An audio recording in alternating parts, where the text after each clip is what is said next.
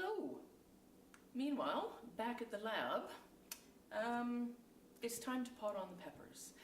And I'm just going to use a high porosity mix. It's got HP, mycorrhizal, it's made by ProMix, compost for just regular potting.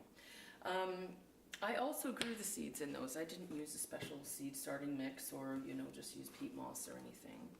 I did use these little peat containers, and I'll show you here. We've got some hot peppers.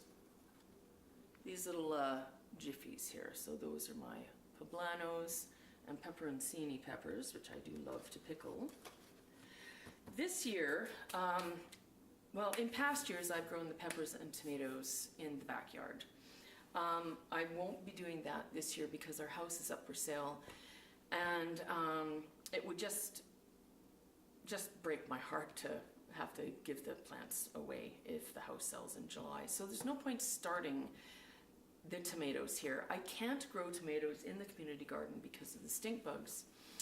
They're little bugs. They look like a little shield of armor, and they're kind of opalescent shell. They have a beak on them, and they use that little beak to get through the skin of your tomatoes, and then they drink the fluid, the tomato juice.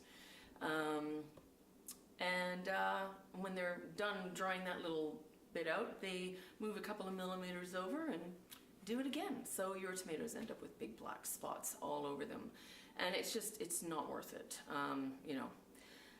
The peppers, on the other hand, I have grown at the community garden, and they haven't been attacked by those bugs anyway. So I'm going to try it.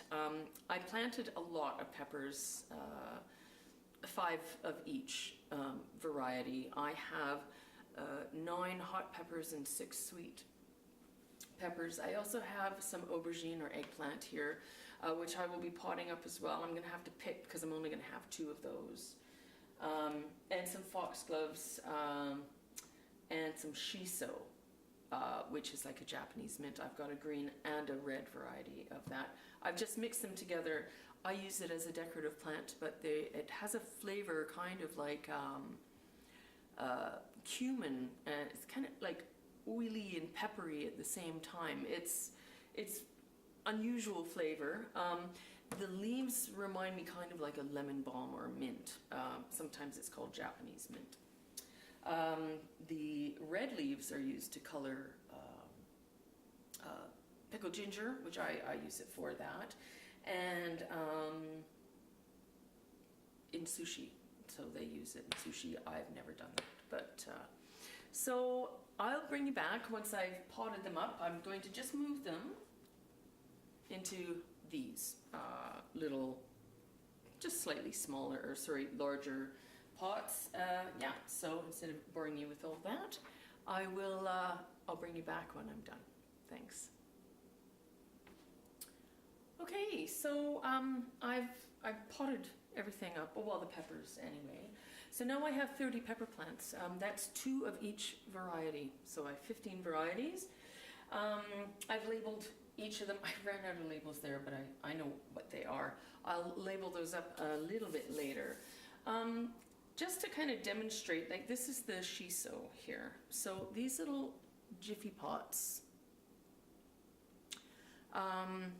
what I do is I part fill the larger container, then I peel away the top,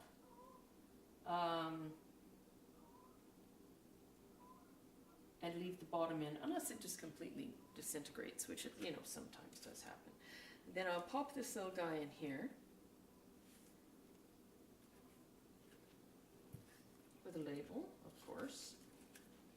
And then I'll just go over and grab some potting soil.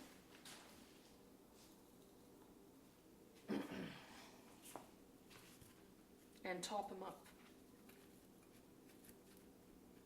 Push them down and around. Now, I don't really, press it down too much, because at the end of this exercise, I will be using the William Coleman watering system, TM. I thought this was rather neat. Yes. And we just give everybody a good damping down and get some of that potting compost off their little leaves. The soil underneath is soaking wet. Like I said, I part fill and then I water those. And then you're just watering in your seedlings. So they look quite full right now, but that's because this is dry. And this will just help settle some of that soil around their little roots in case I haven't packed it properly. Now, this is the residue from the Jiffy pots, the little tops and things. And of course, for the ones that haven't germinated, I've just crushed them up. I'll just put this right back in my compost bag, and this stuff breaks down really nice. So I won't be worrying about putting that in pots. That's all good. Yeah, so that's pretty much it for the peppers. I'm glad they're potted up now. We can just put them back on the shelf and leave them to get on with doing what they do best. And that is growing into some pretty fierce peppers, including the Carolina Reapers, which I did only get 2 of those that germinated well. Everybody else is kind of, yeah, so that's pretty good. I'll just clean up this mess and then I'll take you for a tour around the lab. Take care.